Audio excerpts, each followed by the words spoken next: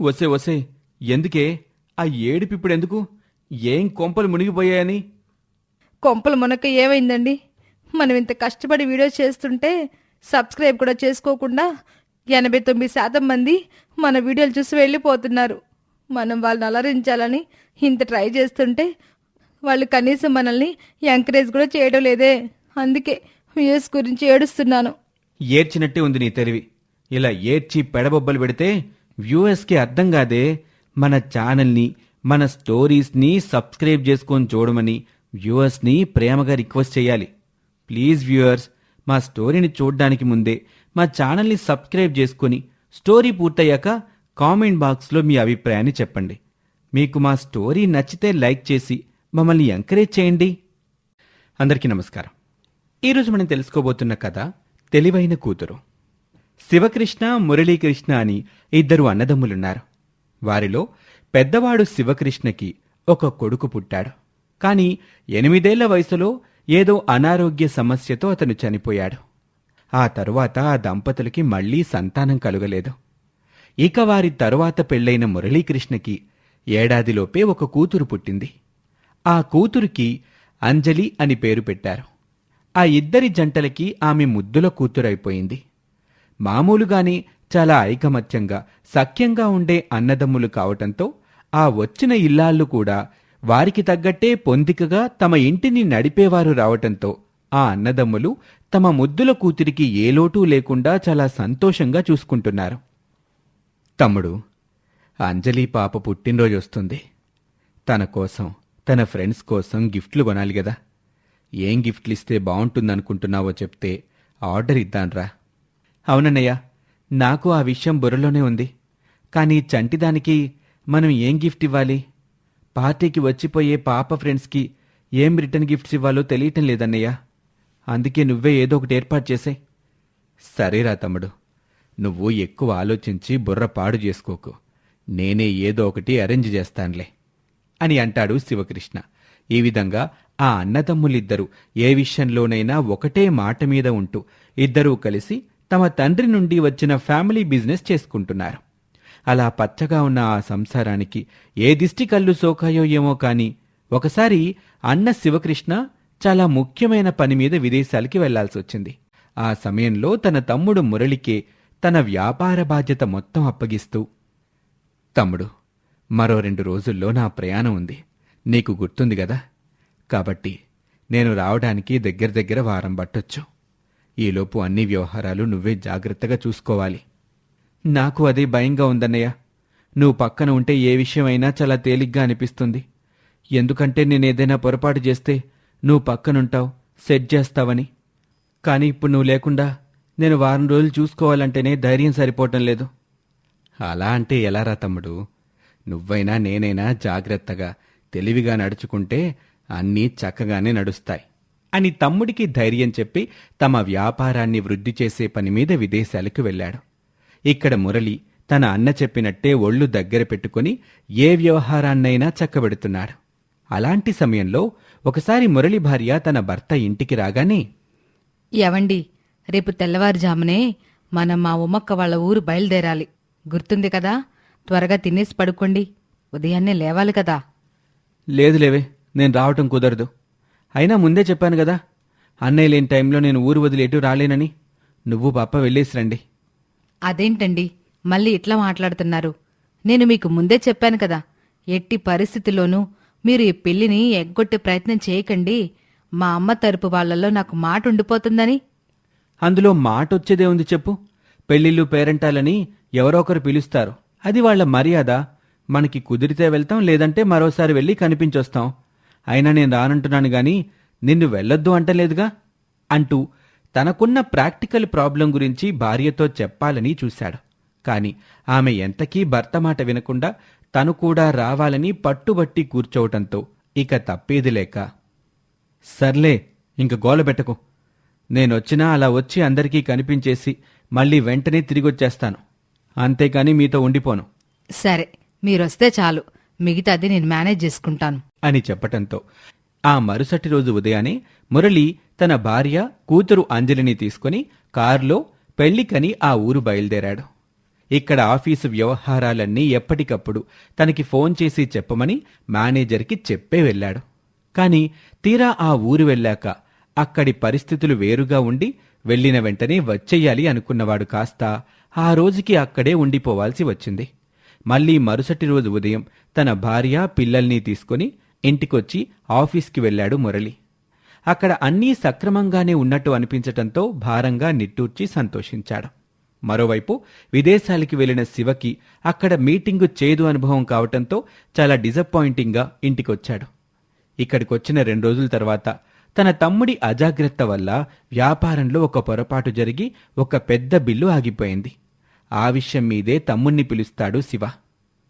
ఏంటి తమ్ముడు, నీకేం చెప్పి వెళ్ళాను, ఏం చేశావు నువ్వు? అసలు ప్రతి విషయం దగ్గరుండి చూసుకోమని చెప్పి వెళ్ళాక అంత పెద్ద పొరపాటు జరుగుతుంటే నువ్వేం చేస్తున్నావు? ఇప్పుడు చూడు, మనకి రావాల్సిన పెద్ద బిల్లు పెండింగ్ పడిపోయింది. అంటే అన్నయ్య, నేను మీ మరదలు కలిసి వాళ్ల తరపున ఒక పెళ్లికెళ్లాల్సొచ్చింది. అందుకే ఆ ఒక్కరోజు నేను అందుబాటులో లేకపోయాను. బుద్ధుందా నీకు? ఇక్కడ టైట్ సిచ్యువేషన్ పెట్టుకుని పెళ్లిళ్ళు పేరంటాలకి పోతావా అని అన్నగారు అన్న మాటకి మురళికి ఈగో హట్ అయింది. దాంతో అన్నదమ్ములిద్దరికీ మాట మీద మాట పెరిగి చివరికి నువ్వెంతంటే నువ్వెంత అనుకునే వరకు వచ్చేసింది వాళ్ల మధ్య పరిస్థితి. వాటికి తగ్గట్టే ఇంట్లో అంజలి విషయంలో కూడా ఆ తోటికోడలిద్దరికీ అప్పుడప్పుడే చిన్న చిన్న పొరపచ్చలు మొదలయ్యాయి. అలా అటు తమ భర్తలకి వచ్చిన గొడవకి అగ్నికి ఆజ్యం తోడైనట్టు ఈ తోటికోడళ్ల తేడాలు కూడా జతచేరేసరికి అన్నదమ్ములిద్దరూ మాటా అనుకుని విడిపోయారు. అలా అంజలి తన సొంత తల్లిదండ్రులతో వెళ్ళిపోయింది. శివకృష్ణ దంపతులు కూడా ఆ కోపంలో అంజలి విషయంలో కాస్త కటువుగానే ఉండిపోయారు. ఈ విధంగా చక్కగా రామలక్ష్మణుల్లా ఉండే అన్నదమ్ముల మధ్య మనస్పర్ధలొచ్చి ఒకరికొకరు దూరమైపోయారు. అలా అంజలి పెరిగి పెద్దదైంది. కాని ఆ అన్నదమ్ముల మధ్య దూరాలు మాత్రం అలాగే ఉండిపోయాయి. కొన్నేళ్ల తర్వాత తమ్ముడి విషయమే తలవటం మానేశారు శివకృష్ణ దంపతులు. కాని పెరిగి పెద్దదైన అంజలి చాలా చురుకైన పిల్ల, తెలివైన పిల్ల కావటంతో చిన్నతనంలో తమ కుటుంబం కలిసి ఉన్నప్పటి రోజుల్ని మళ్లీ చూడాలనే ఆశ ఆమెలో కలిగింది. అలా జరగాలంటే తన తండ్రులిద్దరి మధ్య వచ్చిన కోపాలు పోవాలి అనుకుంది. అందుకే ఆ ఇద్దరు అన్నదమ్ములకి కామన్ ఫ్రెండ్ అయిన సతీష్ని పిలిచింది. సతీష్ అంకుల్, నేను చెప్పింది అర్థమైంది కదా? ఎలాగైనా ఈ ఒక్క డ్రామాతో నాన్నలిద్దరినీ ఒకటయ్యేలా మనం చేయాలి. ఏమో అంజలి, అది అంత ఈజీ అనుకోను నేను. ఇప్పటికీ ఒకరి విషయం ఒకరి దగ్గర ఎత్తితేనే మండిపడిపోతున్నారు మీ నాన్నలిద్దరు. లేదంకుల్, నా మాట వినండి. ఈ ప్లాన్ డెఫినెట్గా వర్కౌట్ అవుతుంది అంటూ తన తెలివైన బుర్రలో పుట్టిన ఒక సూపర్ ఐడియాని సతీష్ చెవిన వేసింది. దాని ప్రకారం పెళ్లిడొచ్చిన అంజలి కోసం సతీష్ ఒక చక్కటి సంబంధం చూసి అదే విషయాన్ని అంజలి తండ్రి మురళితో చెప్పాడు. ఆ వివరాలు విన్నాక మురళి ఇలా అంటున్నాడు. చాలా మంచి సంబంధం తెచ్చావురా సతీష్. ఇక వెంటనే అబ్బాయి వాళ్ళని కలిసి ముహూర్తాలు పెట్టేసుకుందాం. మరి పిల్ల పెళ్లి విషయం గదరా, ఒక్క మాట అన్నయ్యకి చెబితే. చూడు సతీష్, ఇది నా కూతురి పెళ్లి. నాకు నచ్చితే చాలు. ఊరి మీద ఎవరికీ నేను చెప్పక్కర్లేదు. నాతో ఇన్నాళ్లుగా మాట్లాడని వాడికి నా కూతురి విషయం నేనెందుకు చెప్పాలి అని మురళి కోపంతో అన్నాడు. ఆ తరువాత అంజలి వేసిన ప్లాన్ ప్రకారం శివ దగ్గరకు వెళ్లాడు సతీష్. హరే, నేను ఎంతగానో చెప్పి చూశానన్నయ్య వాడితో. కాని వాడు మొండిగా ఈ సంబంధమే చెయ్యాలని పట్టుబట్టాడు. అక్కడికి ఒక్క మాట అన్నయ్యతో చెబుదాన్రా అంటే, ఇది నా కూతురి విషయం, దానికి పెళ్లి చేసుకుంటానో పాడిగట్టుకుంటానో అది నా సొంత విషయం అన్నాడన్నయ్య. ఈ సంబంధం చూస్తే అంత మంచిది కాదని ఎంక్వైరీలో తేలింది నాకు. అంత పొగరొచ్చిందా వాడికి? ఇన్నాళ్ళు వాడి విషయం గనుక నేను ఎందులోనూ తలదూర్చలేదు. కాని ఇది మా పిల్ల విషయం, ఇక్కడ తేడా వస్తే ఊరుకునేది లేదు అంటూ తనే స్వయంగా వెళ్లి తమ్ముడితో మాట్లాడ్డానికి వెళ్ళాడు. అన్నేళ్ల తర్వాత తను ఈగో కొద్దీ ఇన్నాళ్ళు అన్నని కలవకపోయినా తన అన్నే స్వతంత్రంగా వచ్చి మాట్లాడడంతో ఆ తమ్ముడికి అన్నగారి మీద కోపం పోయింది. ఎవరినడిగి ఈ సంబంధం ఖాయం చేశావురా? పిల్లకి పెళ్లి చెయ్యాలంటే చక్కటి సంబంధం చూడడం చేతకాలేదా నీకు?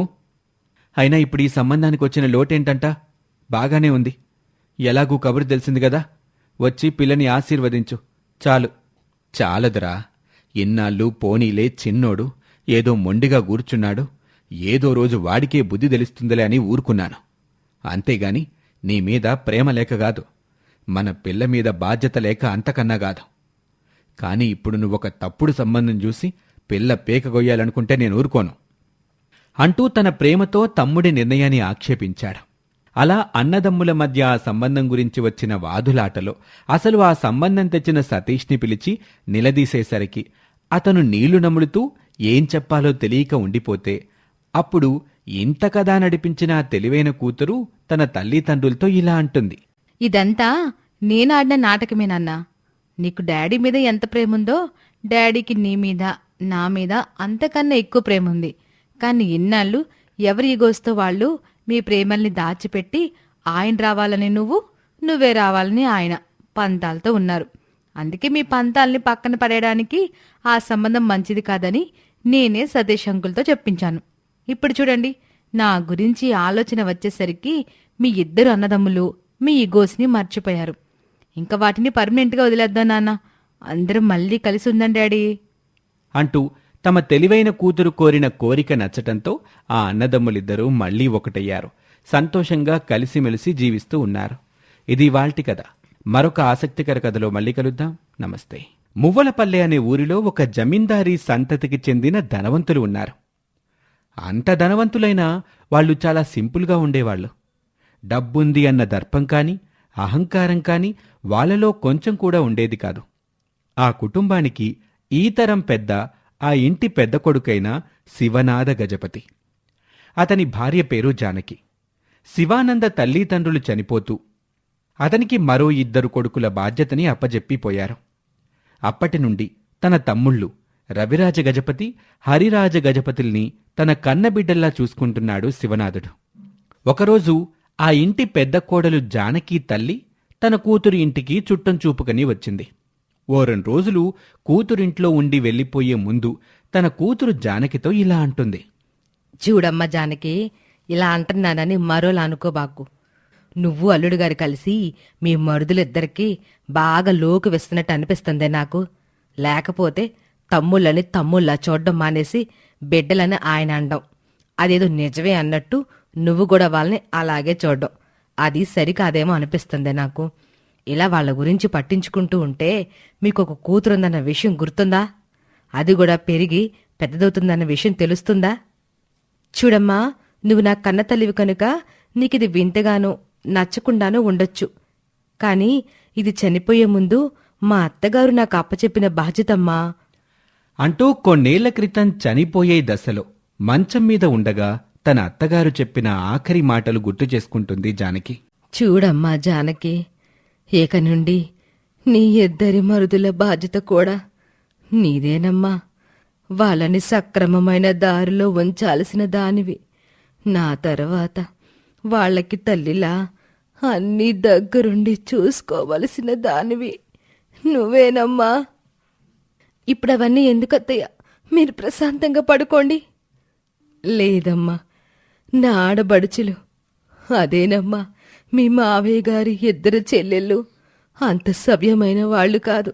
ఆ రోజు వద్దని చెబుతున్నా వినకుండా 2 అప్రయోజకుల్ని పెళ్లి చేసుకున్నారు. పెళ్ళైన 2 ఏళ్లలోపే ఆ అల్లులిద్దరూ తమకి మనమిచ్చిన కట్నం డబ్బుని ఆస్తుల్ని పాడు చేసుకొని మళ్ళీ డబ్బుల కోసమని ఆ ఆడబిడ్డలిద్దరిని పుట్టింటికి పంపించేశారు.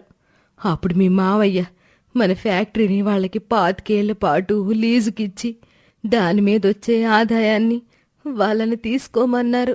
అత్తయ్య, మీరు కంగారు పడుతున్నారు. అలా అయితే మీకు బీపీ పెరిగిపోతుంది. చెప్పాలనుకున్నదేదో కాస్త నిదానంగా చెప్పండి, పర్వాలేదు. అదేనమ్మా, మీ మావయ్య ఈ ఇంటి అల్లుళ్ళకి లీజుకిచ్చిన ఫ్యాక్టరీ మీద 25 ఏళ్ల తర్వాత వాళ్ళకింక హక్కు ఉండదు. అందుకే ఎలాగైనా సరే నా మనవరాళ్ళిద్దరినీ నీ మరుదులకిచ్చి పెళ్లి చేస్తే ఆస్తిలో వాళ్ళకి హక్కు వస్తుందని వాళ్ళు ఆ పిల్లలు పుట్టిన దగ్గర నుండి అనుకుంటున్నారు. ఎలాగో దగ్గర బంధాల్ని కాదనలేము. పైగా వాళ్ళు నా కూతురు బిడ్డలు గనక మన ఇంటికి కోడళ్ళైనా పర్వాలేదు. కాని ఆ కోడళ్ళు వస్తూ తమ తండ్రుల బుద్ధుల్ని బుర్రల్ని మన ఇంట్లో వాడి ఒకటిగా ఉంటూ ఉమ్మడిగా బ్రతుకుతున్న మన కుటుంబాన్ని ఆస్తుల్ని వేరు చేస్తారేమోనని నా భయం. అందుకే అలాంటిదేమీ జరగనివ్వనని, ఈ ఆస్తి పంపకాలు నువ్వు బ్రతికుండగా జరగకుండా చూస్తానని నాకు మాట ఇవ్వమ్మా. తప్పకుండా అత్తయ్య, మీరు కోరినట్టే నేనుండగా ఎవరు మన కుటుంబాన్ని విడగొట్టాలని చూసినా సరే నేను సాగనివ్వను. అందుకే నా మరుదుల్ని కన్న బిడ్డల్లాగా నా పెద్ద కొడుకుల్లా చూసుకుంటున్నాను. నా మాట వాళ్ళు మీరకుండా పెంచుతాను అని చనిపోయే ముందు తన అత్తగారికి మాటిచ్చిన సంగతిని తలుచుకుని తన తల్లికి తన ఉద్దేశాన్ని విడమర్చి చెప్పింది జానకి. అలా ఒక బలమైన ప్రమాణాన్ని కాపాడడం కోసం జానకమ్మ తన మరుదులిద్దరినీ కన్నబిడ్డల్లా చూసుకుంటూ వస్తుంది. ఒకనాడు తన అత్తగారు చెప్పినట్టే తమ మేనత్తల పిల్లల్ని పెళ్లి చేసుకోక తప్పలేదు రవిరాజ గజపతి, హరిరాజ గజపతులకి. అందుకే తమ అమ్మమ్మ ఇల్లే ఆ కొత్త కోడళ్ళకి అత్తారిల్లయింది. నిన్న మొన్నటి వరకు పెద్ద మేనత్తగా ఉన్న జానకి ఆ ఇద్దరు కొత్త కోడళ్ళకి తోటి కోడలైంది. చూడండమ్మా, ఇక నుంచి మీరు నన్ను పెద్దత్త అని కాదు, అక్క అని పిలవండి. అప్పుడే మన మధ్య ఏ దూరాలు పెరగకుండా ఉంటాయి. సరేనక్క.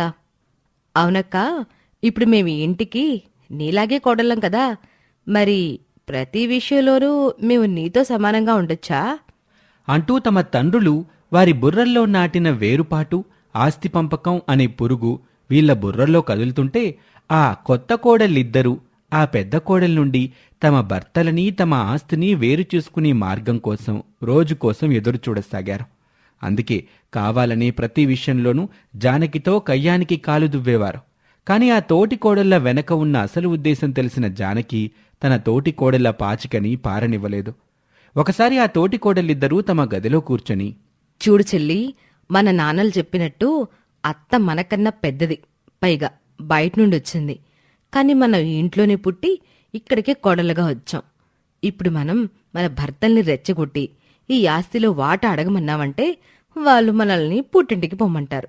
కాని వాళ్ళ అన్న వదిలికి ఎదురు మాట్లాడరు. అవునక్క, పెద్ద మామయ్యే వాళ్ళ కన్న తండ్రిలాగా, పెద్ద అత్తే వాళ్ళ కన్న తల్లిలాగా ఫీల్ అయిపోతారు వీళ్ళిద్దరూ.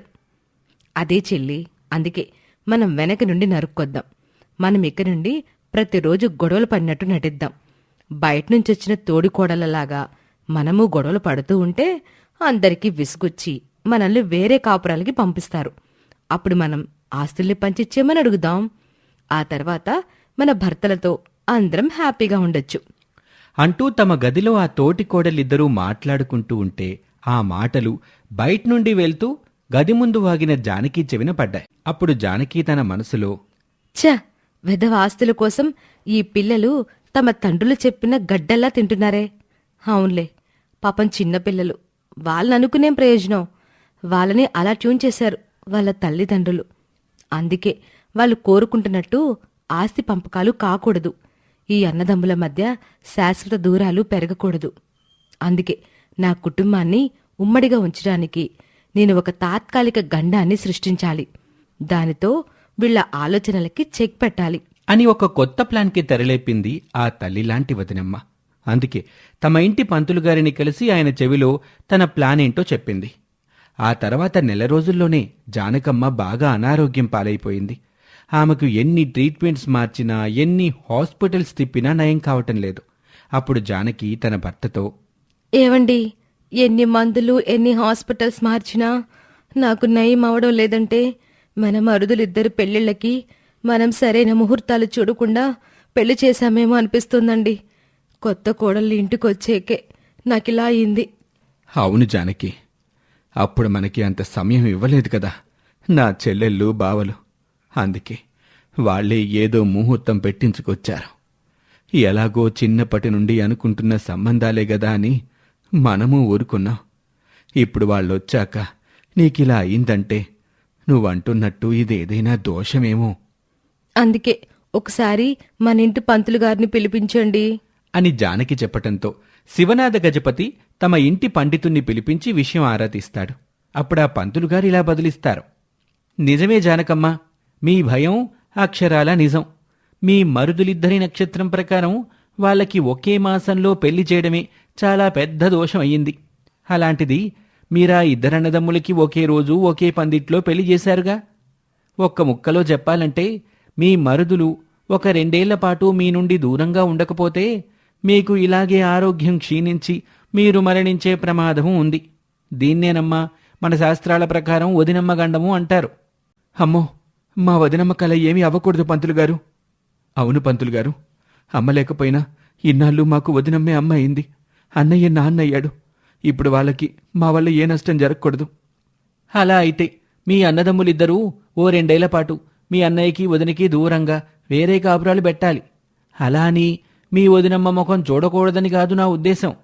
మీ కుటుంబాల మధ్య రాకపోకలు, మంచి చెడులు అన్నీ ఎప్పటిలాగానే ఉండొచ్చు. కానీ బాధ్యతలు మాత్రం ఎవరివి వారే మోసుకోవాలి. సరే పంతులుగారు, మా వదినమ్మ బావుంటుందంటే మేమిద్దరం వేరు కాపురాలకి తప్పకుండా వెళ్తాం. అప్పుడైనా ఈ వదినమ్మ గండం పూర్తిగా పోతుందా? ఖచ్చితంగా నాయనా, వదినమ్మ గండం తొలగిపోతుంది. అసలు మీరు మీ కాపురాలతో దూరంగా వెళ్ళండి. 2 నెలల్లోనే ఆమె ఆరోగ్యంలో ఎలాంటి మార్పులొస్తాయో మీరే చూస్తారుగా అని చెప్పేసి పంతులుగారు వెళ్ళిపోతారు.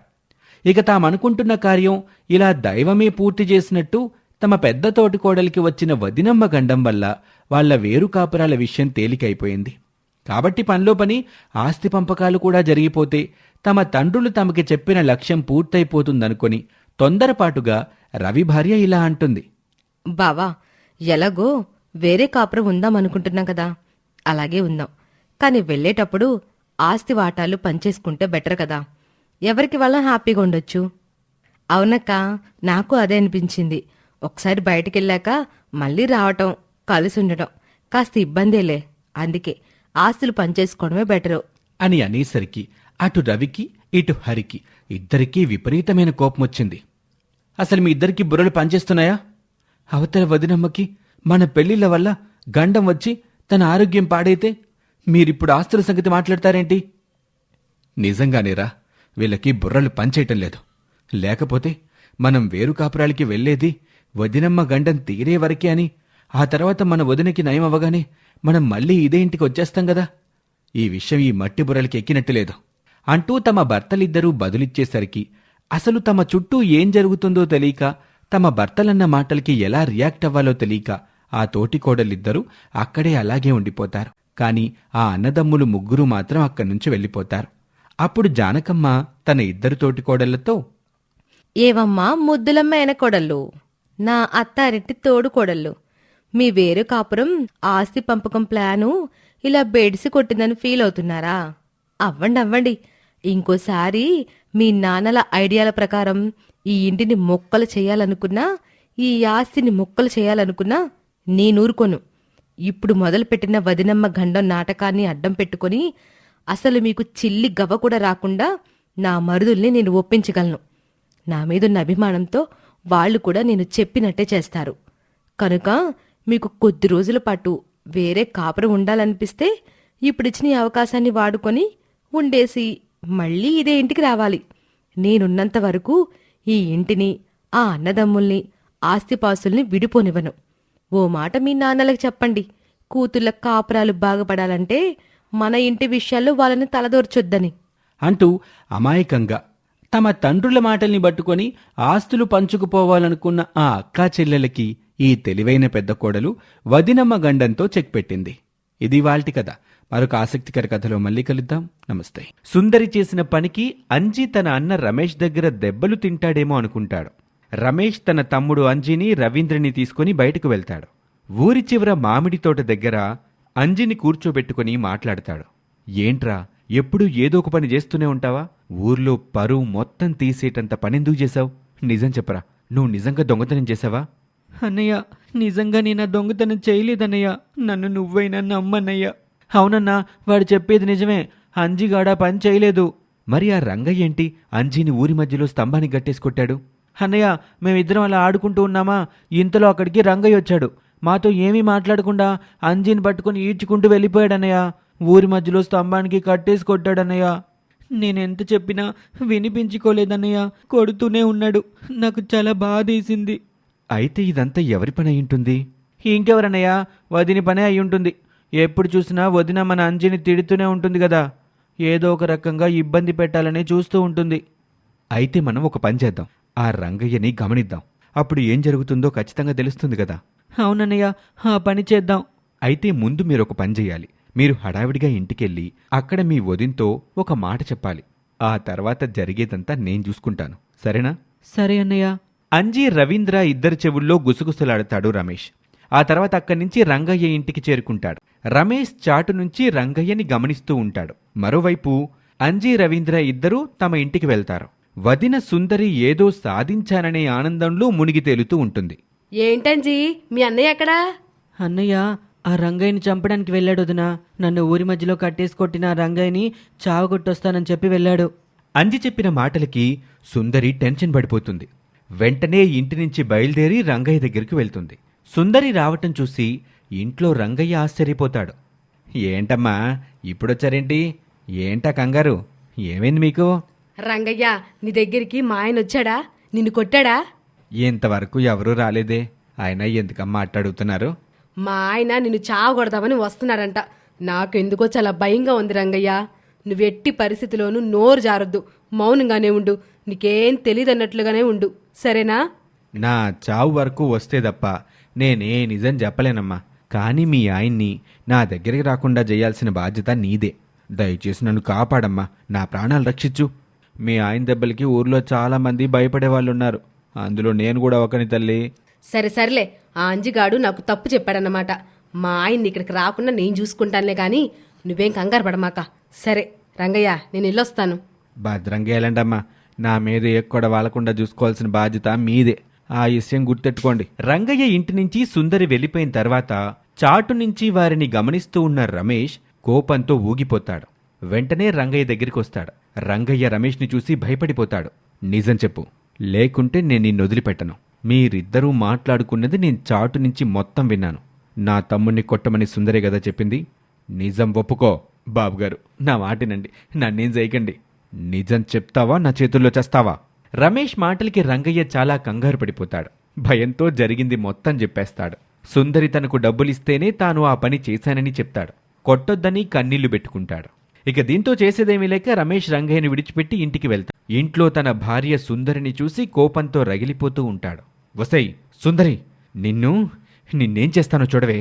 వద్దండి, వద్దు, నన్నేం చేయకండి. దయచేసి నన్ను వదిలేయండి. నువ్వు చచ్చినా నాకేం ఇబ్బంది లేదే. నువ్వు చావాల్సిందే. నా పరువు మొత్తం నాశనం చేస్తున్నావు కదే.